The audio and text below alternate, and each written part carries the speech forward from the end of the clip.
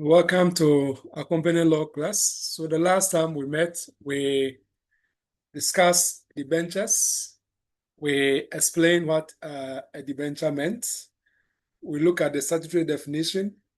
And we also saw to draw the distinction between what is not a debenture and what a debenture is. And we noted from the statutory definition that there are some transactional arrangements which on the face of them appear to be a debenture, but the law does not recognize it as debenture because they are subject to a different legal regime. Now, having done that, we also discuss debenture and the debenture stock. And we discuss the documentation related to debenture, look at debenture certificates, and we also noted that there are various types of debentures. Some debentures have even the future by which, under agreed conditions, the debenture holder can have it be converted to become a share, as it were. Then we also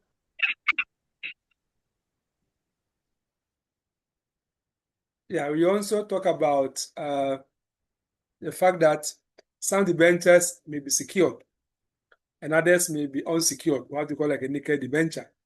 So by secure debenture, we meant where the loan or the credit has been given to the company, and then the company uses some of its assets or the generality of its assets as a security to assure the debenture holder that should the company default or should there be occasion that so many other creditors are going after the company, the secured debenture will have a certain level of priority in terms of having his debt paid by the company. So we discussed that. And it was that which actually took us to look at the distinction between floating charge and then a fixed charge. So we noted that whereas a fixed charge relates to a specific assets of the company, a floating charge does not relate to a specific assets of the company, but it may be class of assets or the generality of the assets of the company. And because of that, we noted from the statute and also from the case law, plethora of authorities, that floating charge hovers, as it were, is suspended, and it does not fasten or attach to any particular asset of the company until what we call crystallization has occurred or has kicked in. When there has been a crystallization, what it means is that the floating charge will cease to hover and to become immediately attached to a specific assets. It will no longer be in a floating state, hovering over a class of assets, but it will fasten to a particular asset, as it were. And we noted that from the distinction which is drawn between fixed charge and floating charge, with respect to fixed charge, because the charge relates to specific assets of the company, the autonomy or the freedom or the liberty of the company to deal with that asset is seriously circumscribed or limited. The company will need permission of the charge holder before the company can deal with the subject matter of a fixed charge as it chooses. It cannot deal with the subject matter of fixed charge just on its own without permission by the fixed charge holder.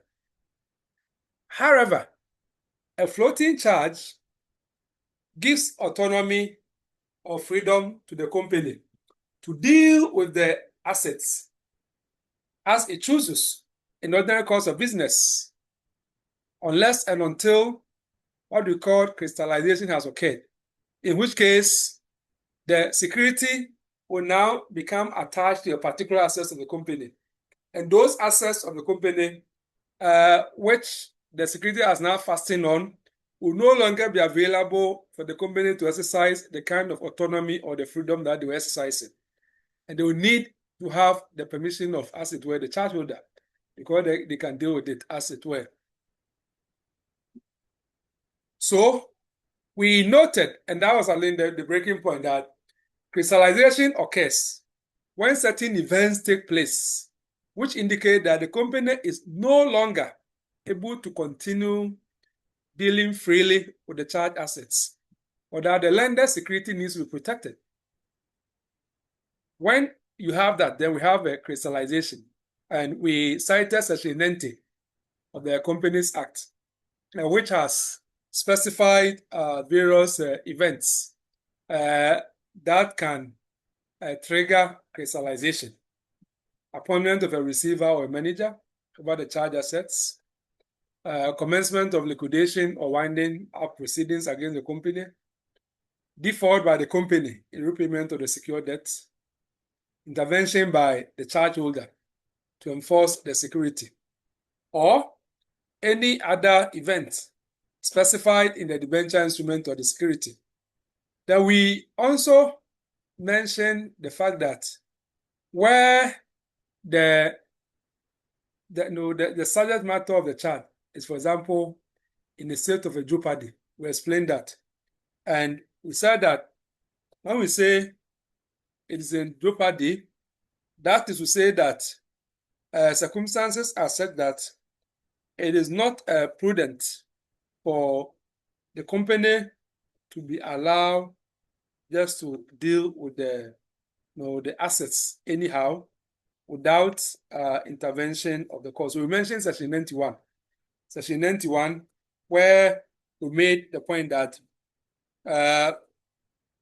if the debenture is in jeopardy, and 91.3, that the security of the debenture holder is in jeopardy, if the court is satisfied that events have occurred or about to occur which render it unreasonable in the interest of the debenture holder that the company should retain power to dispose of its assets.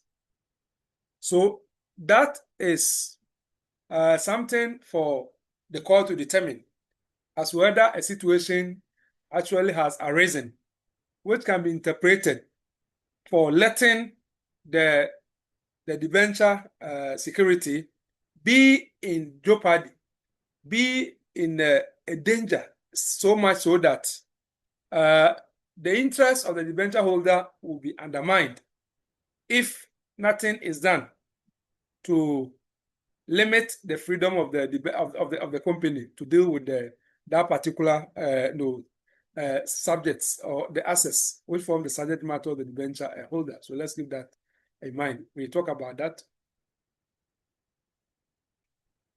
So what is the effect of crystallization? So when crystallization has occurred, first, the floating charge is converted into a fixed charge. So let's keep that in mind. That's one first effect. The floating charge is converted into what? Into a fixed charge. And from that moment, the floating charge is said to have attached to specific assets of the company that fall within the scope of the charge at the time of crystallization.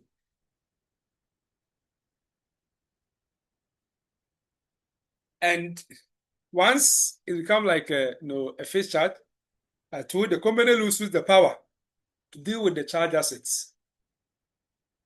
It's no longer hovering over undefined assets. Now it has attached or fastened onto a specific asset or assets. And for that matter, the company no longer has the freedom that it used to have when it was a floating charge.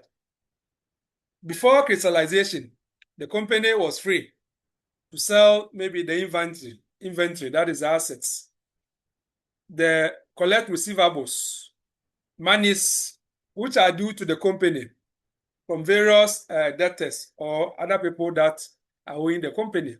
we call them receivables. Or the company was also free to replace stock or do any other thing to manage the assets subject to the floating charge. The company has the company had all these freedoms before the crystallization occurred. But when crystallization has occurred, the company will no longer be able to do that, will no longer be able to sell the inventory or collect whatever monies which form the receivables or replace stock as the case may be. So let's keep that in mind. Again, when crystallization has occurred, the lender, that is the debenture holder, will also have the right to enforce the security created by the debenture. And typical enforcement mechanisms will include appointment of a receiver or manager. So you have a receiver or manager appointed. A receiver is someone who will just take over the particular assets which the debenture on the floating charge has now fastened onto. And if there are any monies, income stream, due to the company, so expected to come to the company with respect to those assets, the receiver so appointed will be collecting those monies. And use them to or apply them to pay the debenture holder that the company has defaulted in repaying. Or a manager may be appointed. So a manager will not just collect monies, but will let as it were, the management of the company they'll have to step aside. The management of the company will have to step aside, and the manager, so appointed by the debenture holder, will now take over and run the affairs of the company insofar as they relate to the assets over which the debenture holder's charge has now fastened or attached to following the crystallization. And that will be done until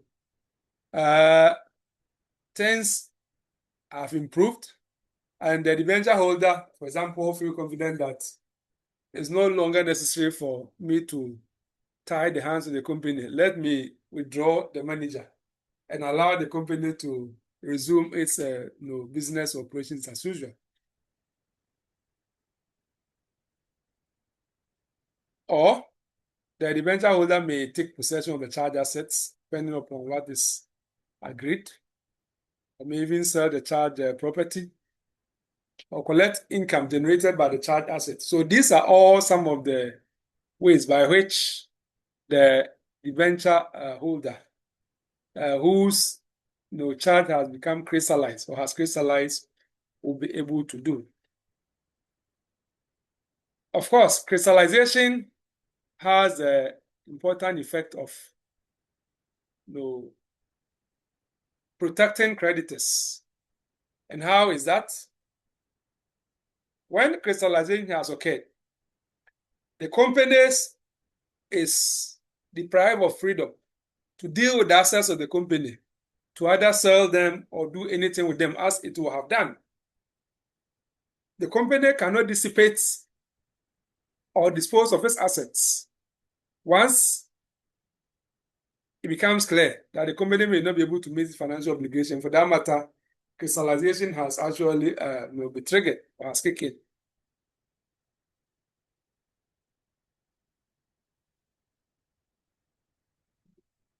So once we have charges, the other thing we should be concerned about is what we call priority of charges. In other words, we have different types of charges and we have various charge holders. Now, when it comes to the company being insolvent, for that matter, being forced to go into liquidation, the question is, how do we determine Now, how do we determine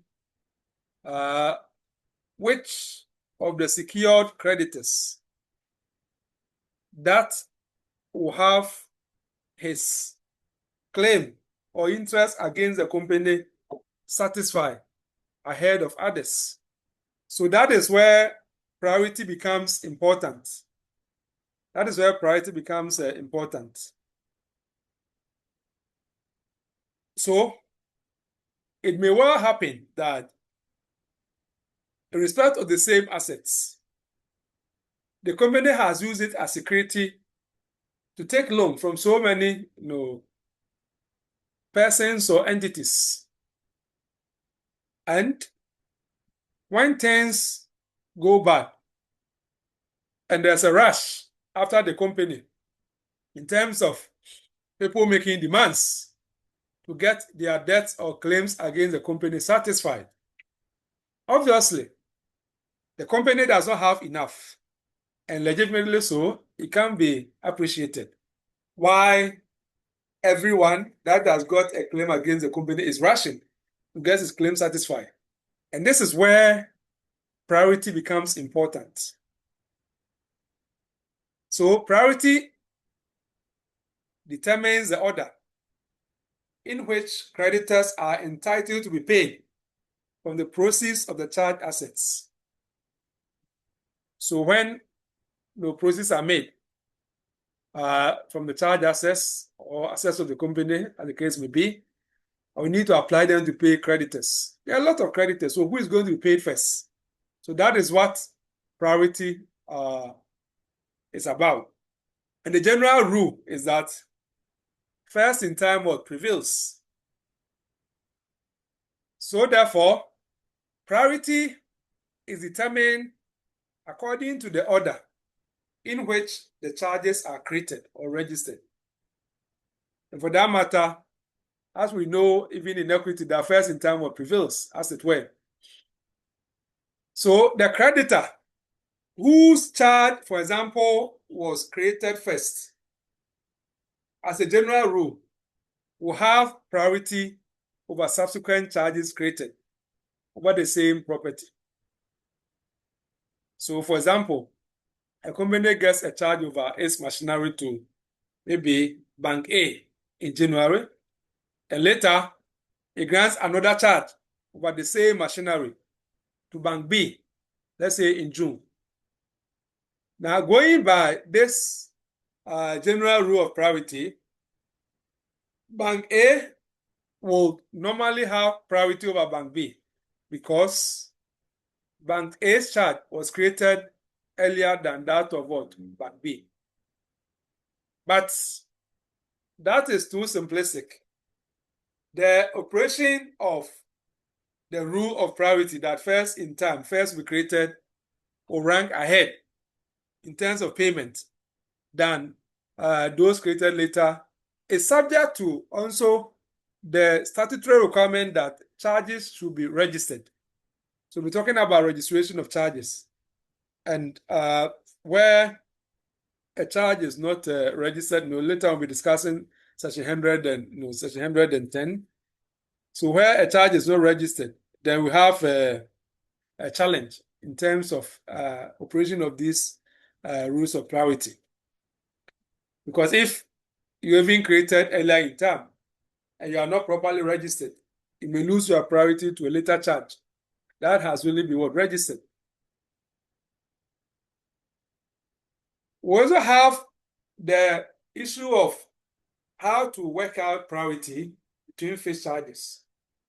Fixed charge holders, in a sense, let's say you have like 2 or more fixed charge holders over the same property, and you need to work out the priority. So here, we determine it according to the order of creation or registration. If they are all registered, then the question is, which one was registered first and which one was registered first? If it happens that the one to be created first was also registered first, then there's no problem. On the other hand, if the one created first was registered later than the one created later on, then there's a problem because the registered charge will definitely have priority over the unregistered charge. So let's keep that in mind. Then we also have the issue of priority between fixed and floating charge. And that gets a bit more complex, isn't it? Where a fixed charge competes with the floating charge. Well, the general position of the law is that a fixed charge takes priority over floating charge. And that is very important. And this rule is still the case, even where the floating charge was created earlier on.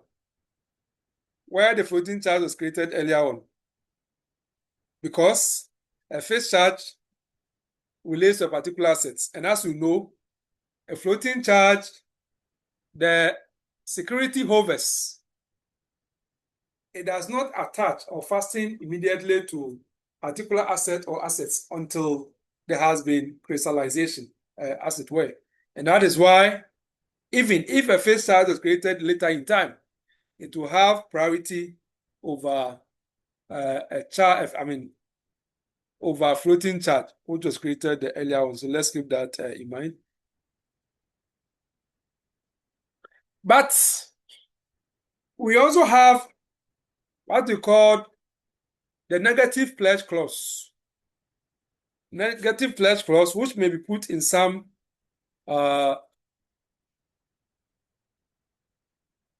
floating charge instrument.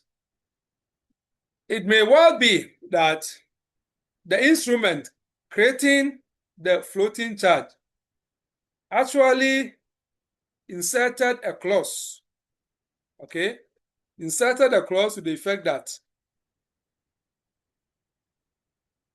the company is restricted from creating subsequent charges that rank ahead of the floating charge.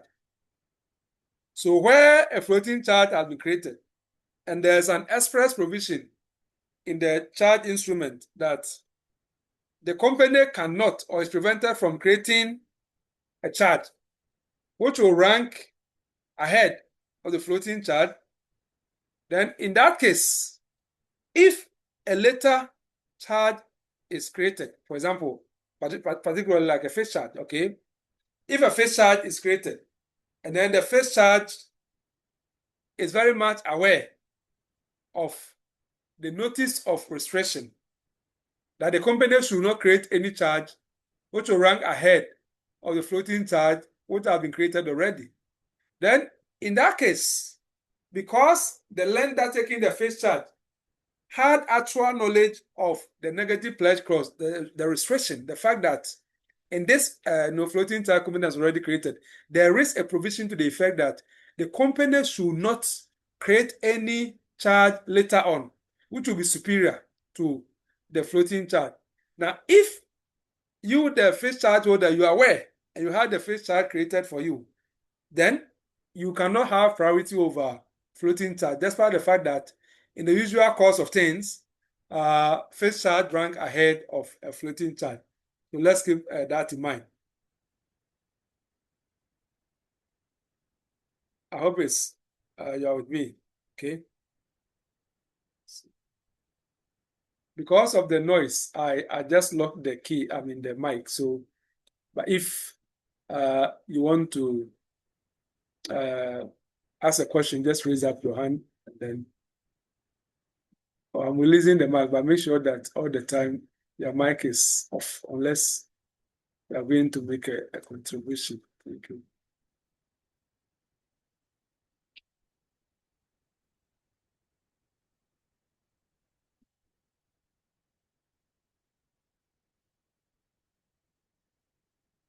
Now, we also have what we call the hardening period. The hardening period. And what do you mean by this? The hardening period simply speaks to the scenario where a company is approaching insolvency. That is, the affairs of the company are such that it has pushed itself to the situation or the stage where the company lacks the ability, the financial ability to pay its debts and claims as they fall due. So we call that the hardening period. Now, where you have that situation, the company knows that it's really close on the verge of what? Insolvency. And yet, it goes ahead to create floating charge in favor of certain creditors so that they'll have advantage over other creditors should the ultimate happen. The company actually become insolvent and then probably is even liquidated, and creditors are rushing after whatever the company owes them. Now, where a company creates a floating charge in circumstances which shows that the company was close to insolvency, but just to give advantage to certain creditors in eventual competition for priority, then that is not permitted. And that is what the concept of hardening period speaks to. And that is why, if you look at the section 93, somebody should read section 93 for us. Section 93.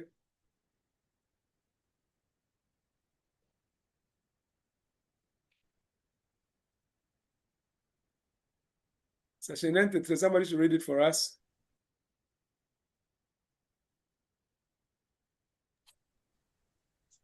My Lord, I'm reading.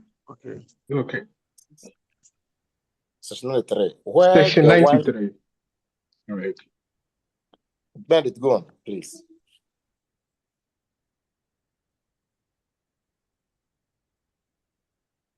Yes. Okay, section 93. Where the limitation of efficacy of floating charges in liquidations, where the winding up of the company commences within 12 months of the creation of a floating charge on the undertaking or property of the company, the charge is invalid unless it is proved that the company was solvent immediately after the creation of the charge, except to the amount of the cash paid to the company at the time of or subsequent to the creation of the charge, and in consideration for the charge, together with interest on that amount at the yearly interest rate applicable to the 91-day government treasury bill. Good. Yeah, so in essence, it is the law that a floating charge created within 12 months before commencement of the winding up of a company is invalid unless it is demonstrated that the company was solvent immediately after the creation of the charge. And then we are given, if you like, a statutory period.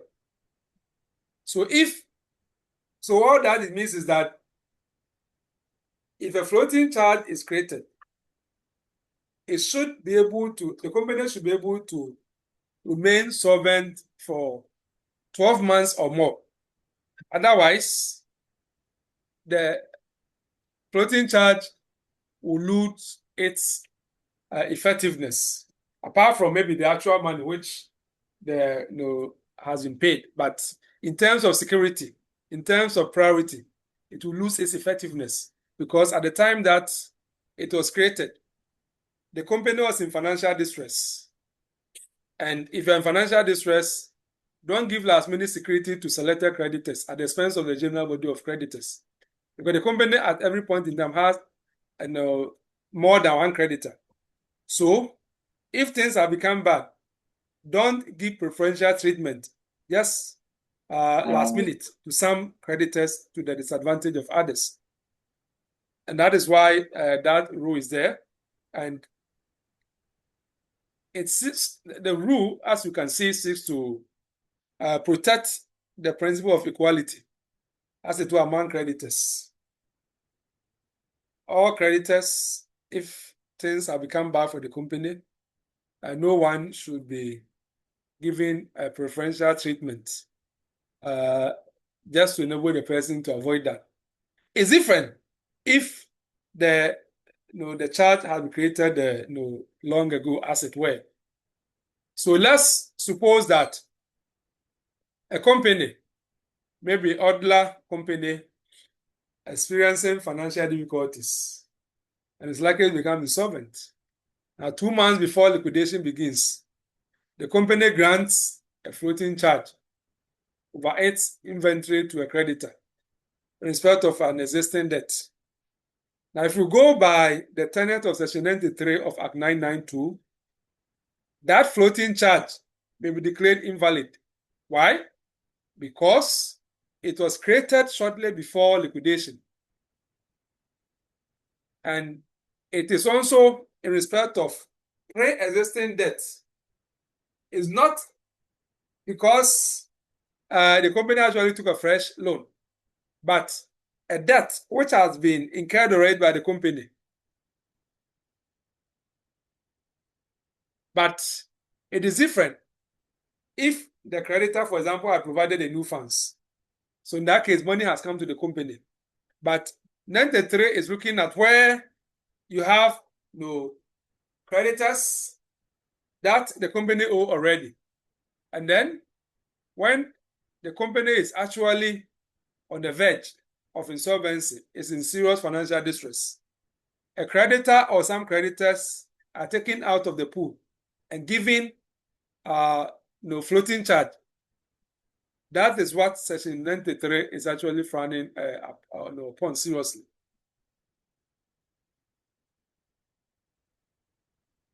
Now let's talk about registration of charges.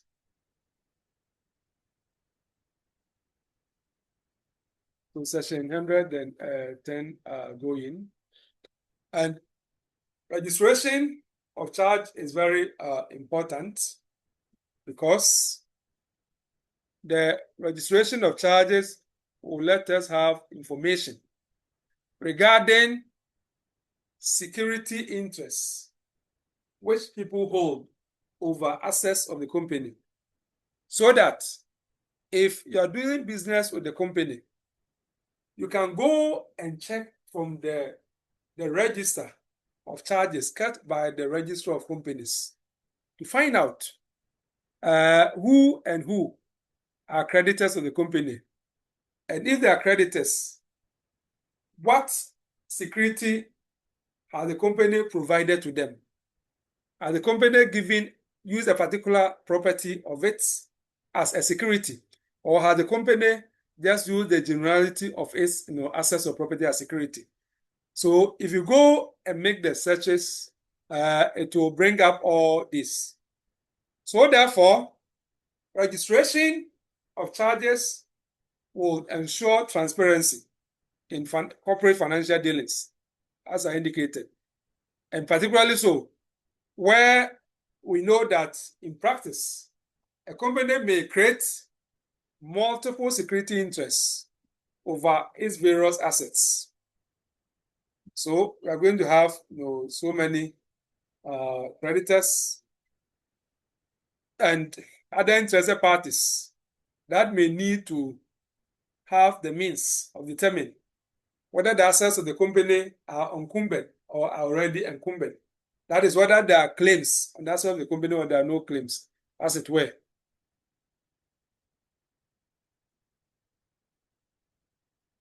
So maybe we cannot overemphasize the importance of registration of charges. The critical functions, registration of charges, as provided in the Part L of Act 992, include: 1, it protects creditors by providing public notice of the existence of charges created by the company. Because you can notice, the register of charges is a public document. You can go to the Register of Companies and then conduct the requisite searches, as it were. So if you want to give loan to the company, you can go and do your own inspection. So that way, it's protecting you as a potential creditor for the company. 2, the registration prevents fraud and secret encumbrances. Prevent fraud and secret encumbrances because we do not want a situation where a company might grant security to one creditor without other creditors knowing about it. Now, that could be misleading prospective lenders regarding the financial position of the company. Because what happens is that even as individuals, just like those of you who you work, you need to go and take a loan, for example. You go to a bank. They may want to find out your other financial exposures. Have you taken loans from other places? Now, if you've taken loans from other places and then you use some of your properties as security, and assuming you remain quiet over that, and this new bank was not aware, and then it was giving you a loan, thinking that you have assets that it can fall back on should things get difficult. That way, the bank has been misled. And it's the same phenomenon you want to prevent when it comes to registration of charges, that you shouldn't have fraud. If there are claims, if there are encumbrances on the assets, it should be made known so that when people are dealing with the company, they know what exactly they're going for. Now, the third point is that registration of charges establishes priority of computing interests. Priority of computing interests, and we've been discussing the rules on the priority not too long ago, particularly where you have multiple creditors laying claim to security over the same assets. The date of registration may determine which creditor is entitled to payment first from the process of the charge asset, as it were. So the date of registration becomes important, not the date of creation of the charge. Now, having known the importance of registration of charges as contemplated by section 110, 111, 112, we need to ask the question, what charges are required to be registered? What charge must be registered? What charge must be registered?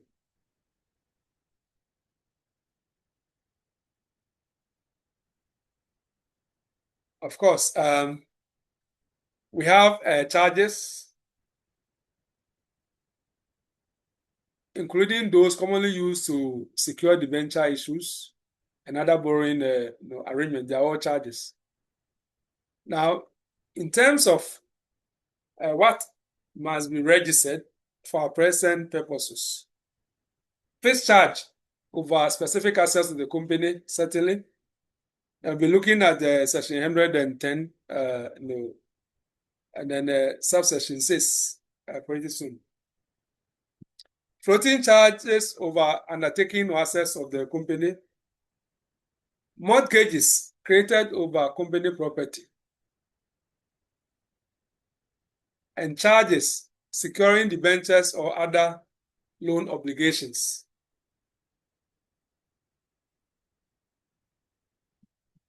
So let's look at section 110. Please read section 110 for us. Section 110. 10.1. A charge other than a charge specified in subsection 5 created by a company after the commencement of this act is void, so far as a security on the property of the company is conferred by that charge, unless the particulars prescribed in this section, together with the original or a certified copy of the instrument by which the charge is created or evidenced, are delivered in the prescribed form to the registrar for registration within 45 days after the date of the creation of the charge. Subsection 2. For the purposes of subsection 1, property includes the undertaking of the company and the unpaid liability on the shares of the company. Subsection 3. This section shall not affect a contract or an obligation for repayment of the money secured by the contract or obligation. Subsection 4.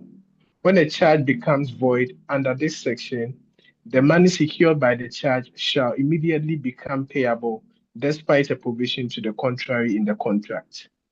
Subsection 5. This section shall not apply to a pledge of or possessory lien on goods or to a charge by way of pledge, deposit, letter of hypothecation, or trust receipts, or of bills of lading, dock warrants, or any other document of title to goods, or of bills of exchange, promissory notes, or any other negotiable securities for money. Subsection 6. Subject to subsections. Before you continue, I wanted to just remind you of something that now, if you look at the provisions that he read, of course, you notice that the law is making it mandatory that if you have a charge, except where is within the special charges which are excluded under subsection 5. And we've talked about that in a sense already. When we're trying to look at definition of debentures in terms of the first schedule. But so if you have, like, for example, a pledge or possessory lien, letters of hypothecation, trust, bills of lading, and even the LOC, letters of credit and so on. All these are excluded from being treated as registrable charges or charges that need to be registered.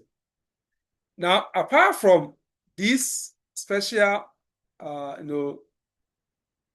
things which are excluded from the requirement of registration, if a charge which needs to be registered is not registered, in terms of its security, it will be void. But the fact that it's become void does not mean that the loan which the company has taken will not have to be repaid, or the interest will not have to be repaid. No. All that it means is that the advantage it was giving you as a secured creditor with respect to priority, when other creditors are in a queue looking for the company to pay them what the company owes them, you lose that privilege. But the company is still owing you. So let us keep that in mind. Yeah, so let's continue. Yep. Subsection 6. Subject to subsections 7 and 8, the particulars requiring delivery for registration under this section are A, the date of creation of the charge, B, the nature of the charge, C, the amount of money secured by the charge or the maximum sum of money secured by the charge in accordance with section 111, D, short particulars of the property charged, E, the persons entitled to the charge. F, in the case of a floating charge, the nature of restriction on the power of the company to grant further charges ranking in priority to or at the same rate with the charge created by the registration. And G, particulars of any variation of the terms and provisions of a charge. Okay. Subsection 7. Good. So what we are noting from section 110, the Companies Act 2019 Act 992, is that what is required to be registered is not the property itself. So let's keep that in mind. But the particulars, information, that is specific details of the charge, specific details of the security which needs to be registered, but not the security or the property itself, as it were. So let us keep that in mind. And that is why the particulars required or the specific details required are the date of creation of the charge, as you have seen. When was it created? The nature of the charge. Is it a fixed charge? Is it a floating charge? Or what form of interest it is? Amount secured. How much money is secured by that charge? Or sometimes you may not have the definite, but you can have a range, because there are situations where the company will be taking as and when it needs. So you have like a charge, and then you said, okay, this charge will secure maximum of 10 million Ghana cedis. So therefore, the company may probably just take 1 million at a time, but then the charge, particulars of it have been registered, is said that that charge can be a good security for up to, let's say, 10 million Ghana cedis. So the maximum amount may have to be specified in some cases. The property charge, you just need to give the description of the particular property or the assets, as the case may be. Who are those entitled to the charge? Who are the beneficiaries of the charge? Their names should be identified. Are there restrictions on further charges? As we saw, do you have anything like a negative pledge clause and so on, so that the company cannot create maybe some subsequent charges which will run superior to yours? So all those things need to be specified. And in terms of the documents which you have to take to complete the registration process at the Register of Companies, you definitely have to get the prescribed registration form. When you go to the Register of Companies, they have design forms, and these days they even have a website. You can even access some of them. You can just go on their websites, and then Office of Register of Companies, I think ORC, and then you'll be able to see some of these forms. So they have like a dedicated registration form, let's say, for particulars of charges. Then you have to also add the instrument creating the charge, or a certified copy of that instrument creating the charge. And then you must have evidence that stamp duty has been paid on the instrument where applicable. And please, let me remind you that as your future lawyers, don't joke with stamp duty, okay? Stamp duty is a revenue which the state imposes on various transactions. And when it comes to adjudication or litigation, sometimes a failure to pay a stamp duty can really deal a heavy blow to your case. And there are a lot of cases, including the Zoris, where the Supreme Court has insisted that, well, if you look at the current stamp duty law, unlike the past, where even if a document which is supposed to be stamped was not stamped and it's offered in evidence, it could be adjourned, and then you go and pay the stamp duty, and then you come. Now, either it is stamped or it's not stamped, and for that matter, it's admissible or not admissible. So let's pay attention when we need to get document stamp. And again, we have also seen that there's a time period, a time limit, strict one, within which the charge must be registered. 45 days from the date of the creation of the charge. And this is important because we want you to expedite registering the charges so that members of the public will be aware that a charge has been created in respect of certain assets of a particular company. And that is why, if you fail to register, the consequences are quite serious. The charge becomes void as security against a liquidator. When we say a liquidator, he is an official who is appointed to usually superintend or preside over the company. When the company is folding up, we need to gather assets of the company. We need to ascertain those who the company legitimately owe, and then see the assets which have been gathered or collected. How do we apply them to pay or satisfy those that the company owe. So that work will be done by like the liquidator. And if you are a secured creditor, when a liquidator is appointed, you want to serve notice and assert to a right against him that, yes, I have security over a particular asset or assets of the company. So please, do not treat them as part of the ordinary pool of assets of the company. You need to collect in and then raise money and use it to pay all other creditors. Yes. Now, where you haven't registered the charges or the particulars of the charge within the 45 days, then in terms of section 110, the charge will become void as a security against the liquidator, meaning that the liquidator will ignore any such notice from you because you haven't complied with the law, which says that you should register it. You haven't registered.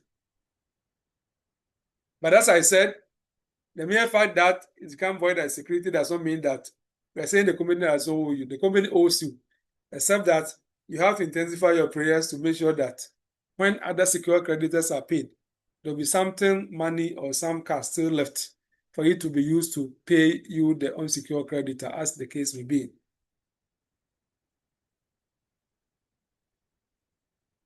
But let's look at the section 100 and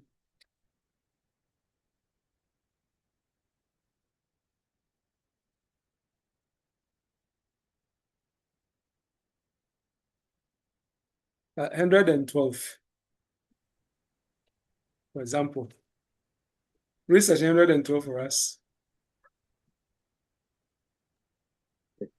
Charges on property acquired. When a company acquires a property which is subject to a charge of the kind that particulars of it would, if it had been created by the company after the acquisition of the property, have been required by a registered under section 110. The company shall deliver to the registrar for the registration particulars of the charge together with the document by which the charge was created or evidenced, or a copy of the document certified as provided in subsection 8 and 9 of section 110. Now, should I continue? Yes. 2.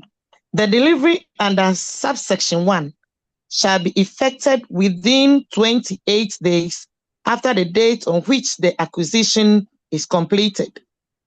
3.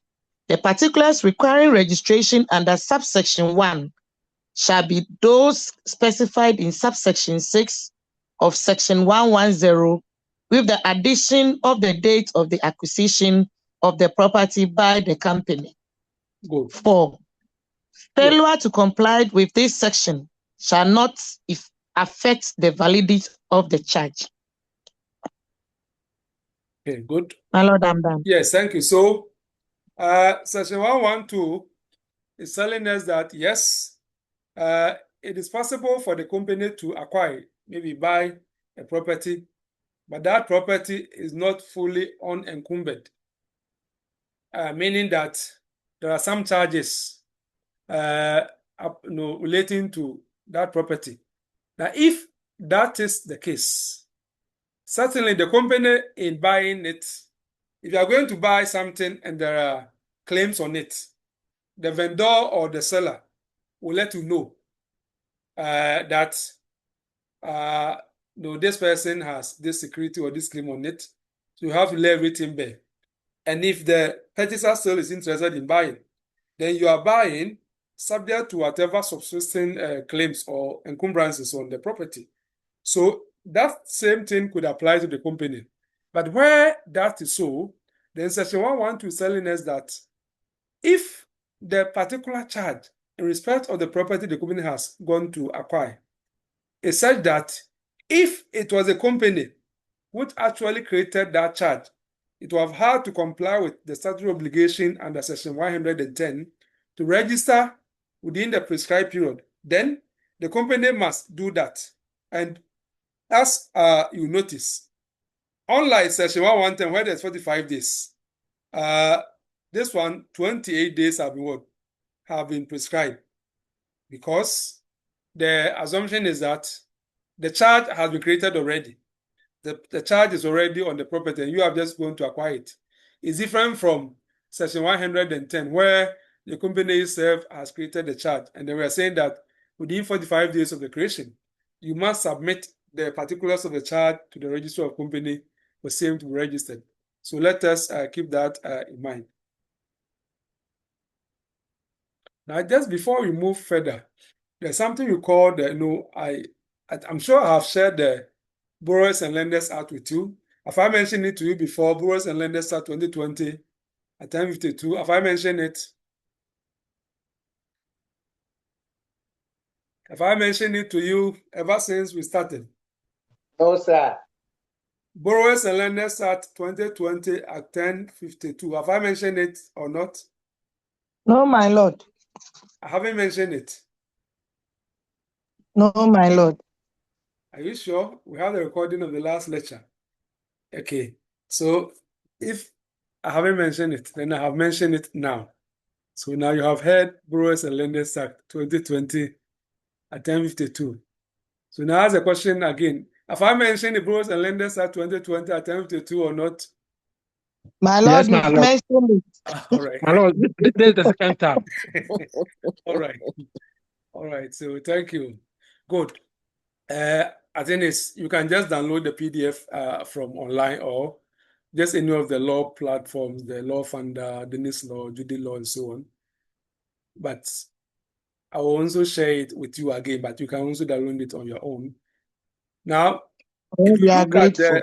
if we look at the Borrowers and Lenders Act 2020 at 1052, it set up what we call the collateral registry. And the collateral registry is very important. It's kept by the Bank of Ghana.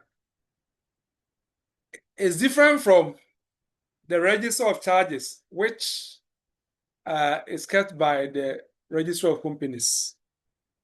So this collateral registry is under the framework of Borrowers and Lenders Act 2020 at 1052. And under the system created by Act 1052, security interests created in favor of lenders must also be registered in the collateral registry maintained by the Bank of Ghana. So what this means is that if you are a lender, you're a bank, and you have given a facility and you have taken a security from the borrower, created some security interests, it is required by the Borrowers and Lenders Act 2020 that because you are a lender, you must also register it with the Bank of Ghana's collateral registry. And this is electronic database actually, which contains information about security interests, grant over movable property and other forms of collateral. So both movable, immovable, and all other forms of collateral, you have to register with this particular registry. And debentures are, of course, included as well, but it's much more than just only debentures, as it were. So if you are a lender and you are taking security over assets of a company, you may need to ensure that the charge is registered under the register of charges maintained under the Companies Act 1, and is also registered in the collateral registry established under the Borrowers and Lenders Act. So we have to keep that in mind. And what is the purpose of the collateral registry under Act 1052? It's provide a record of security interests, as we have mentioned. And once the security interest is registered, the existence of the security interest becomes part of the public record. Everybody can know. Just conduct a search anywhere online, using their platform. Again, the collateral register also plays a key role in determining priority of computing security interests. Which security interest should rank ahead of the other in the queue to get their debts paid. Particularly where you have multiple lenders claiming security over the same collateral. The order in which the interest was registered will determine which priority priority has. Credit has a priority. So that maybe you have like a bank like, let's say, the Tobre Rural Bank, and then you have something like maybe Absa Bank, or you have Bosomtre Rural Bank.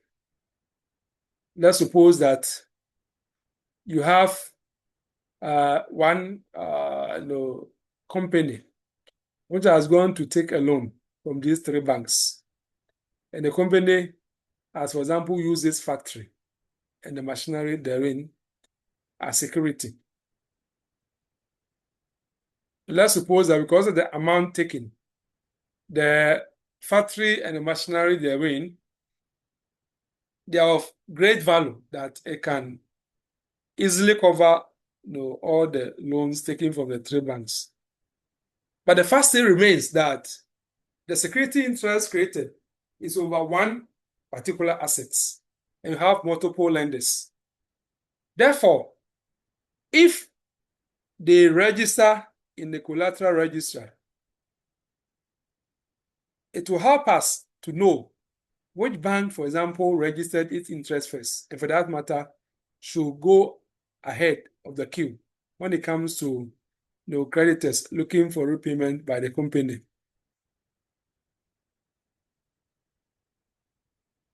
Of course, one basic function we want to mention that it serves as a public notice. If you are dealing with the borrower, you can search the registry to determine whether the borrower's assets are already subject to security interest. And it's not even only the banks, even as individuals. If I come to you and say that, sir or madam, please, I need 200,000 cedis to go and clear my goods at the port. Now, you may want to give me the money, but you want to be sure this man, is he not overexposed to so many other lenders? So that if I give him this, has he got any asset? Should he default or is unable to pay, that I'll be able to fall on. And that is why having a collateral registry which is accessible by the public, you pay the requisite search fee, you should be able to, for example, conduct your search to find out the level of encumbrances or exposures as far as this particular person you are trying to help is concerned.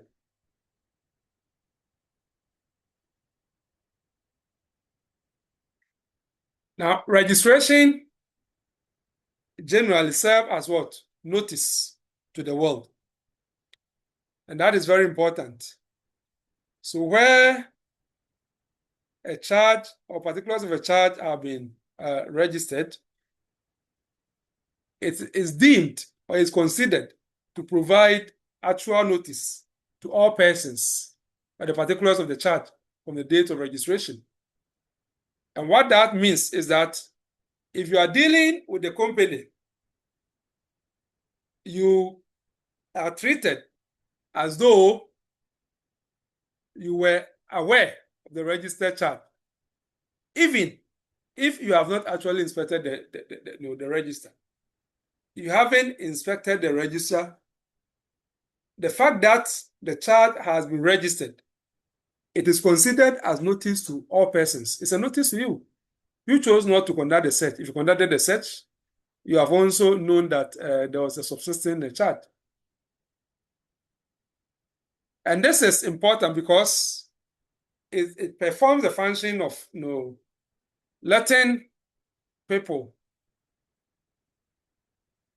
stop saying that, well, I didn't know that there was a charge.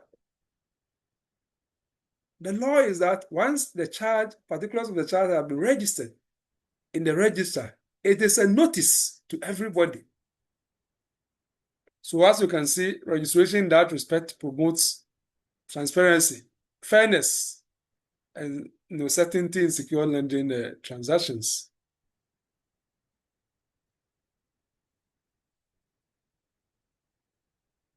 So how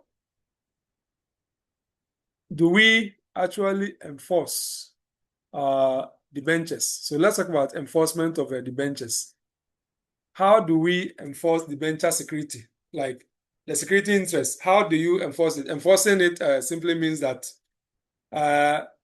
how do you actually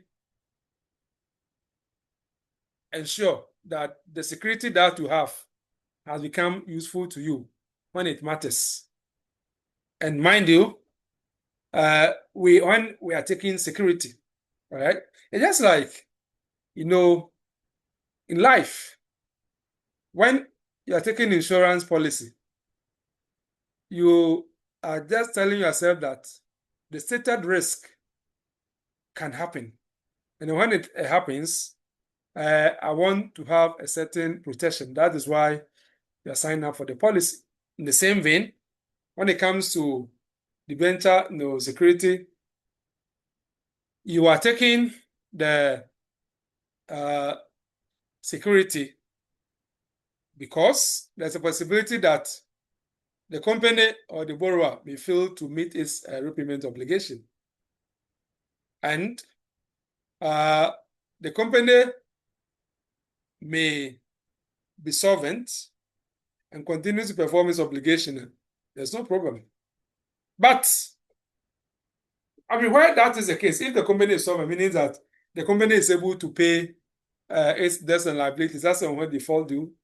You, the lender, you have no problem with the company. You can say, oh, let the company have a free hand and continue to run its business and do whatever that it wants within like the assets. I have no problem because it's very safe. But where the company defaults in repayment of the loan, in that case, the security becomes critically important because that should tell you that things are not right.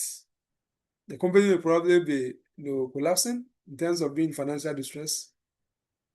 So, enforcement of security, the security related to the debenture arises where there has been a default by the company. That is where it becomes important.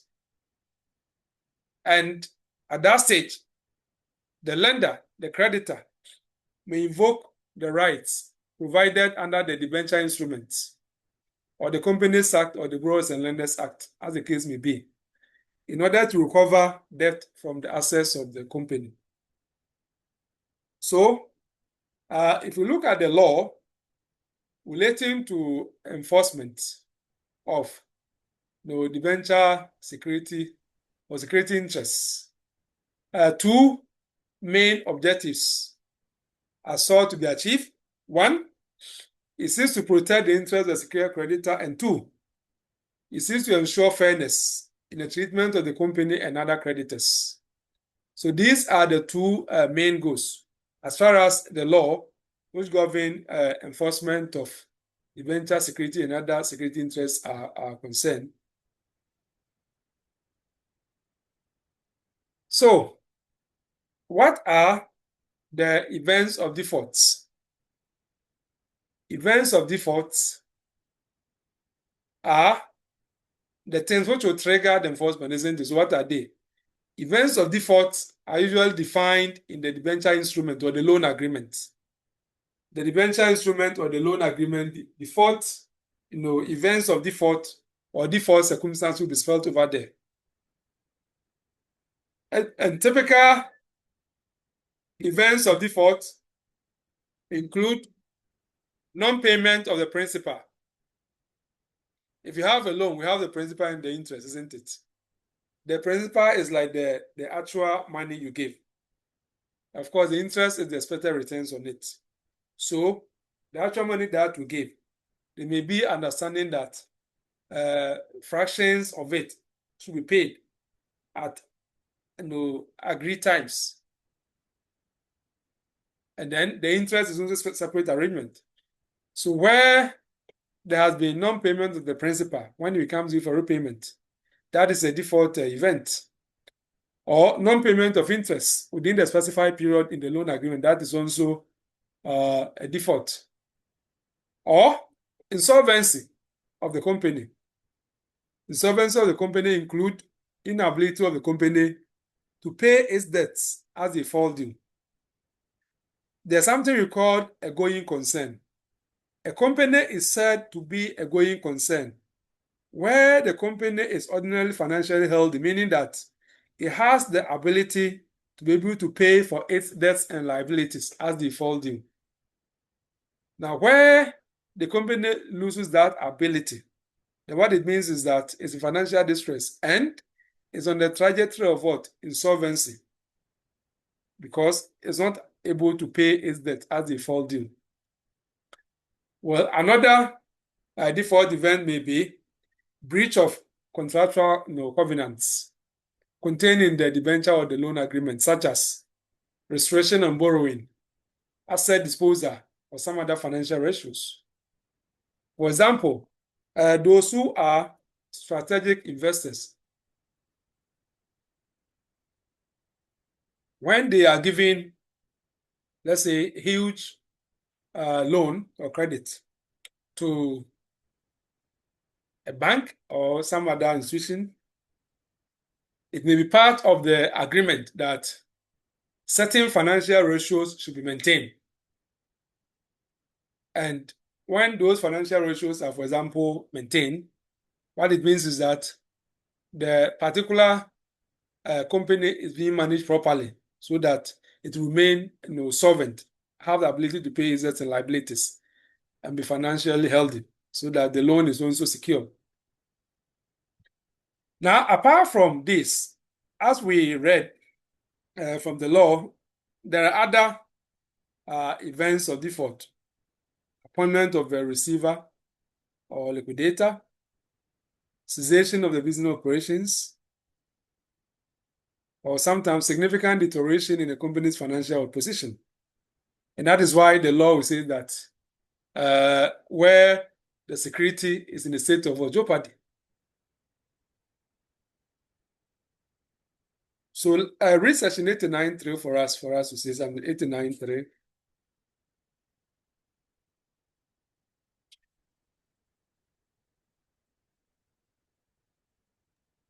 Law section 89.3. Yes. A charge securing debentures becomes enforceable on the occurrence of events specified in the debentures or the deed securing the debentures. Good. Please, should I continue? No. Okay, you continue up to the 5. And then, 4. Where legal proceedings are brought by a debenture holder to enforce the security of a series of debentures of which that holder holds part, the debenture holder shall sue in a representative capacity personally on behalf of the debenture holder of that series, and section 205 shall apply. 5. Where debentures are secured by a charge, section 110 to 121 relating to registration of particulars of charges shall apply. Good. So, section 89, subsection 3 of Companies Act 2019 is simply reminding us that parties are free to determine in the debenture instrument the circumstances under which the security may be enforced. And for that matter, enforceability of the charge is triggered by the contractual agreements or the contractual terms agreed upon by the company and then the lender, that is the debenture holder. And there are various methods of enforcement. Once the charge has become enforceable in terms of the things that we have seen already, and statutory also enacted in section 89.3. Now, once you have that, some of the methods that we may use to enforce include taking possession. You can take possession of the charged property. And once you've taken a possession, the lender will be able to manage it, as we explained, or dispose of the property in order to recover the debt. Or two, sale of the assets. The lender may sell the charged assets and apply the proceeds towards the repayment of the loan. That's another method of enforcement. Or three, appointment of a receiver. A debenture holder may appoint a receiver or a receiver and a manager. We have a receiver simpliciter, okay? And we have receiver and manager. So where you have a receiver simpliciter, that's just receiver. But a receiver simpliciter, all that is interested in is to take the receiving or realize whatever income which are supposed to come to the company with respect to the assets in respect of which the receiver has been appointed. Now, where you are a receiver and a manager, in that case, you take control of the charged assets and also realize them for the benefit of the lender, as the case may be. So you're actually managing the assets with the sole aim of letting it yield income so that the income will be applied to repay the debts owed to the charge holder. Of course, we also have like a court action, and that is what section 89.3 and 4 and 5 have also told us that assuming your debenture is, for example, one of the debenture stock, or you are part of a series, then if you are taking enforcement action, you have to take it in representative capacity. We have met representative capacity already when we're discussing. Can anybody remind us when we met section 205 that if you are bringing an action in which others are similarly situated or affected, then you must bring it in representative capacity? When was the first time we met that provision? Can anybody tell us? I still have one or two chocolate from the what do you call the 14th February? What do you call it? Is it the Hello, that is the Valentine's Day. Yes, yeah, I still have one or two chocolate left. So if anybody will tell me, I'll manage and see how you run one through the network to you. Yes. Who can remind us?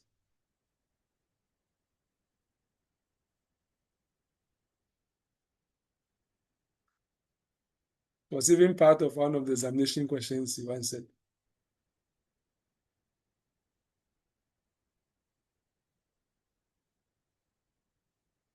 Oh.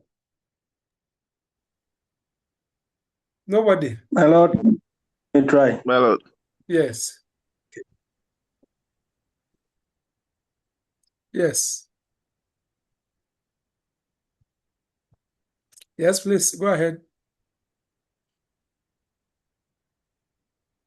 Hey, you said you are trying. My lord, the question again. Oh, but what did you say you're going to try?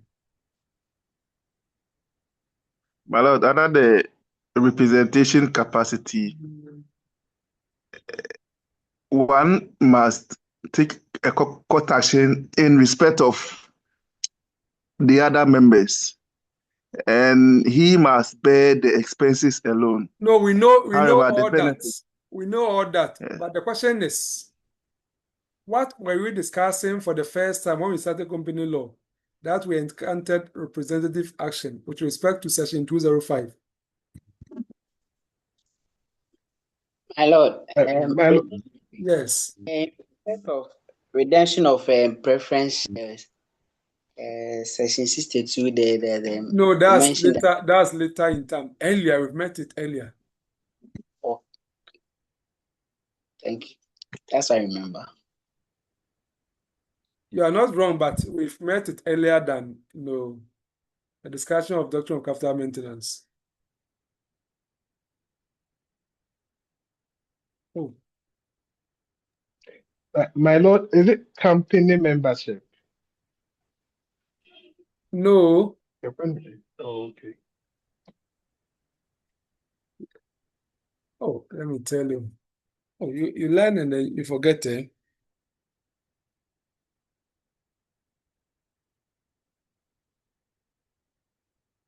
Please look at section 25, effect of constitution, effect of companies constitution, section 29, sorry. Section 29, subsection 3. Somebody should read that. Section 29, subsection 3. In an action by a member or an officer to enforce an obligation owned under the Constitution to that member or officer and any other member or officer, that member or officer shall, if any other member or officer is affected by the alleged breach of the obligation, sue in a representative capacity on behalf of that member or officer and all other members or officers who may be affected other than any who are defendants, and the provisions of section 205 shall apply. Yes. So we made this earlier when we were discussing constitution of a company. Anyway, thank God my 3 chocolates are still with me. They're not going out.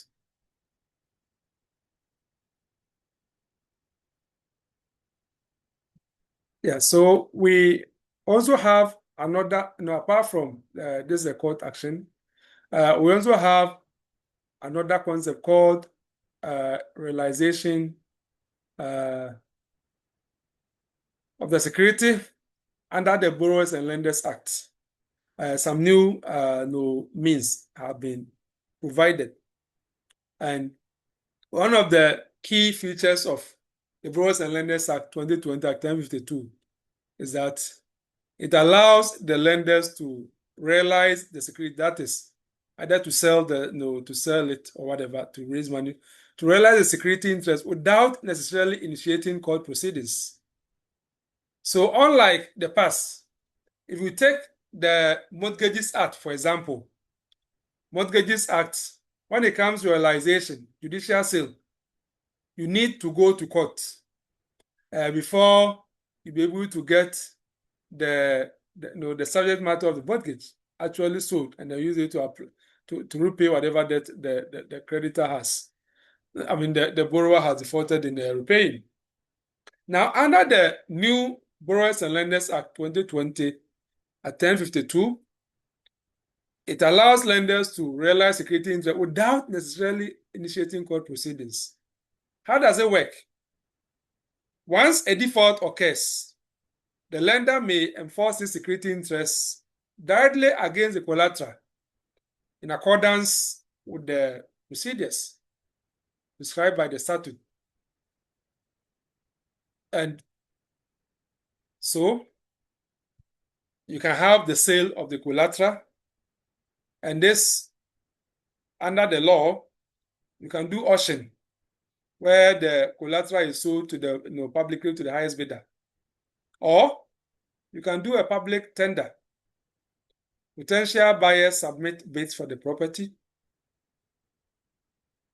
Or you can have a private sale, where the property is sold directly to a buyer.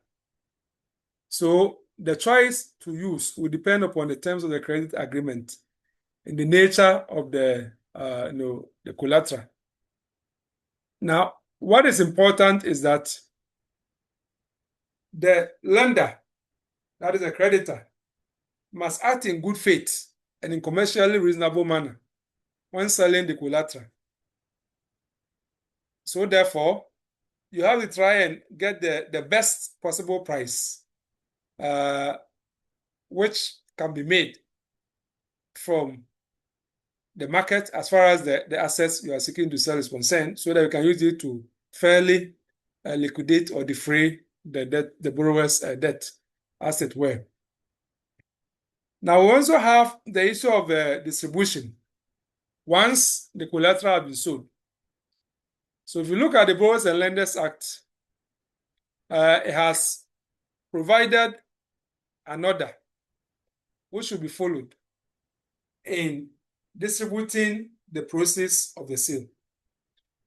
So typically, we have enforcement costs. That is, when you have sold the collateral, the money you get, how you are going to distribute them or apply them, part will be applied to pay off enforcement costs. And this include expenses incurred in taking possession of and selling the collateral. Maybe if you have agents and other things involved, all those expenses will be part of the enforcement costs. Legal expenses. You may have to, sometimes you may need to do things, legal proceedings or documentation associated with the enforcement, or lawyers may have to guide the process. So whatever is paid to them, all will have to be deducted from the process of the sale. Then prior security interests. Payment of creditors whose security interests rank ahead of the enforcing lender. So if there are some senior, if you like, security holders, and yours is subordinate to them, you have to pay them first. Then secure debt, repayment of principal and interest owed to the lender, enforcing the security. And then before we come to subordinated debts, payment of creditors whose claims rank below that of the enforcing lender. And if we have surplus, like after paying all this, if we still have monies left, the remaining balance will return to the company or the borrower, as the case may be. So let's suppose that the person has got a house which is worth $1 million, and he took a loan of $300,000, is the equivalent, and defaulted, and you have sold the house. Certainly, you are going to be left with, maybe after paying everything, probably about $500,000 to $600,000. You don't have to keep it. The law requires that it should be returned to the borrower. So let's keep that in mind.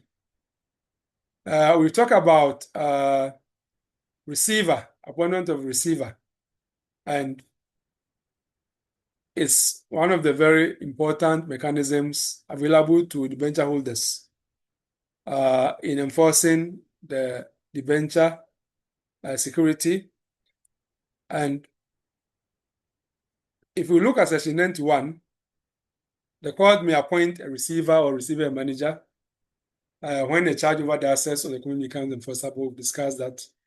And the purpose of appointing this receiver is to ensure that the property charge as security is preserved, that is maintained, is safe.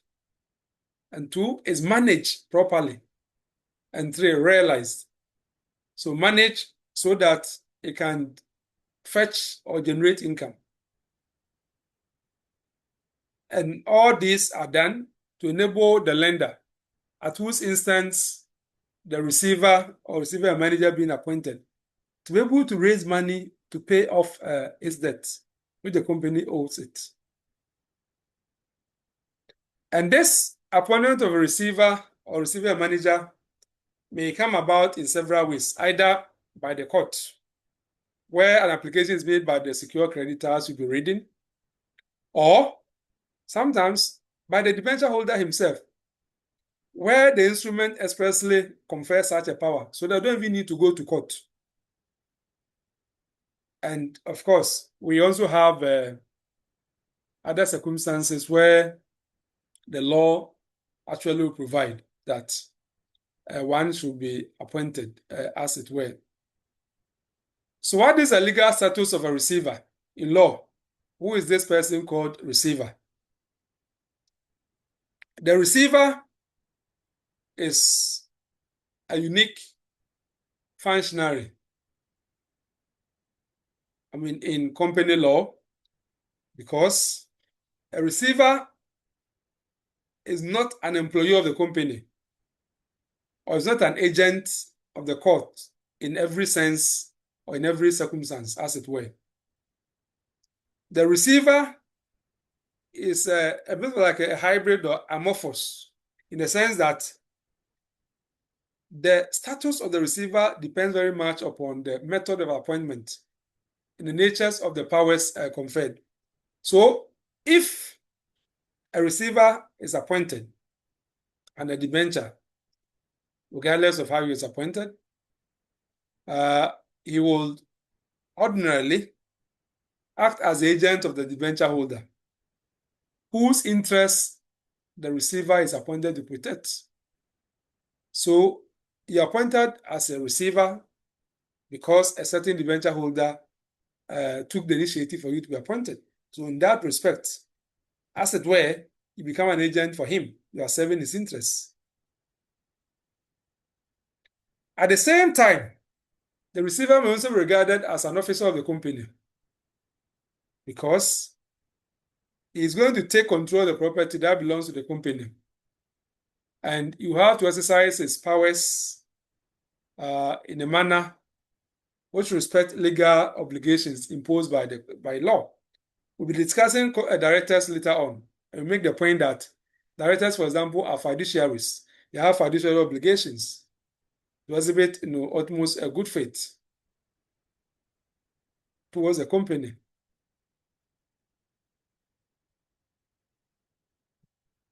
Now, if the receiver is appointed by the company, by the court, then the receiver is even wearing a lot of hats.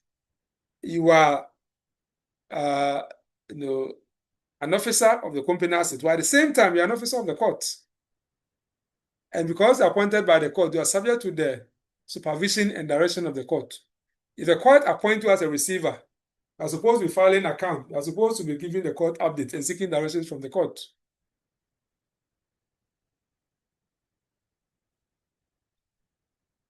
And because of the special or the dual character of receiver, a receiver is supposed to pay attention to various interests and try to negotiate a good balance.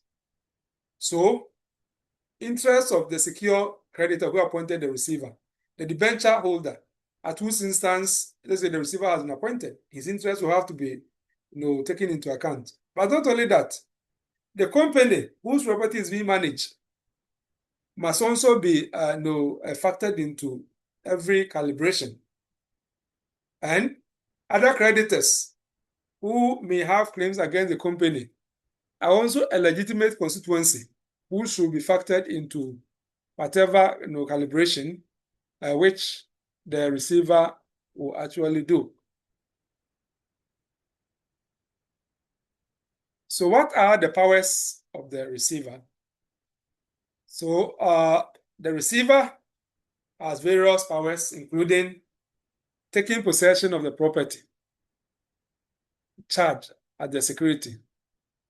And this would enable the receiver to prevent the company from dissipating or misusing the assets while enforcement is taking place. And two, a receiver has the authority to preserve and safeguard the charged assets. And this will include arranging insurance. You can take insurance policy, maintaining the property, or taking steps to prevent deterioration in value of the assets. You may have to even get the people to do rehabilitation, repairs, or whatever, as the case may be, in order to preserve and safeguard the charged assets. The receiver also has the duty to collect income. The property charge generates income. The receiver must collect, be it rent or profits, receivables, interests arising from that property. And these funds may be applied towards repayment of the secured debt, as the case may be. Of course, talk about the sale of the property. You can also sell the property in order to realize the security and raise money to pay the debts and also meet other associated enforcement costs, as we explained. Now, where the receiver appointed is not just a receiver simpliciter, but it's a receiver and a manager. Then, by virtue of that duality, receiver and manager, he also has the power to manage the business of the company. And this will be done where continuing the business operation may increase the value of the assets before they are sold. Sometimes, if you rush to just sell the assets of the company as you appointed, you may not get much. But then if you look at it and if things can be reorganized for the business of the company to be run, so that as you do that, you're able to make more money, and then when you even sell the assets, it will bring more money. That may be better. And that is where receiver manager may sometimes be useful more than just having a receiver simplicity. So, because of the special position a receiver enjoys, he has a duty to act in good faith in exercising the powers conferred by the debenture or by the settle. He has a duty to obtain the best price, as you have indicated. He has a duty to keep separate the proceeds from the charged asset from other funds. So and that's very important. So if you are a receiver, you have realized money from the charged assets, don't mix it with other money. Avoid commingling, avoid mixing. Keep it separate because it's for a special purpose. You are going to use it to pay for the debts which the company ought to have paid to the debenture holder, whose instance will be appointed as a receiver.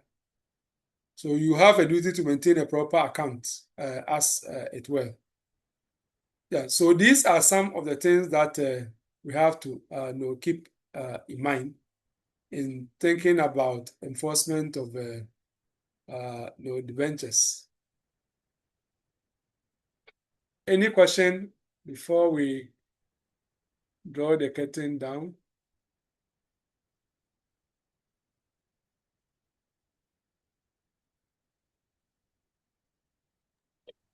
Yes, my lord. I wanted to know under the registration of a charge, whether it will still be necessary to register a charge if a debenture holder is given custody of a fixed charge. It's given a fixed charge. Like, is given custody of a fixed charge, say a vehicle. Well, like a after fixed the asset.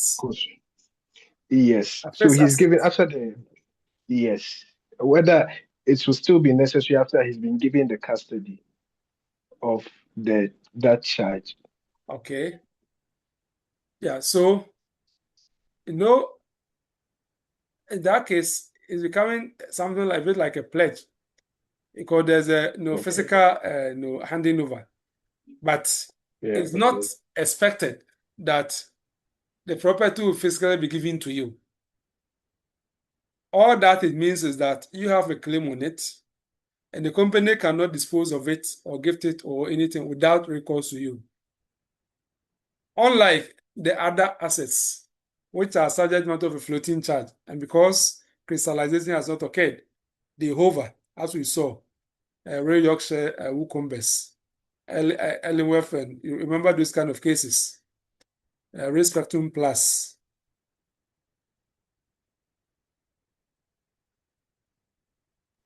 Okay. Thank you, my lord.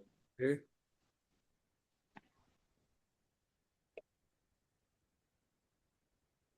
Okay, then have a good night.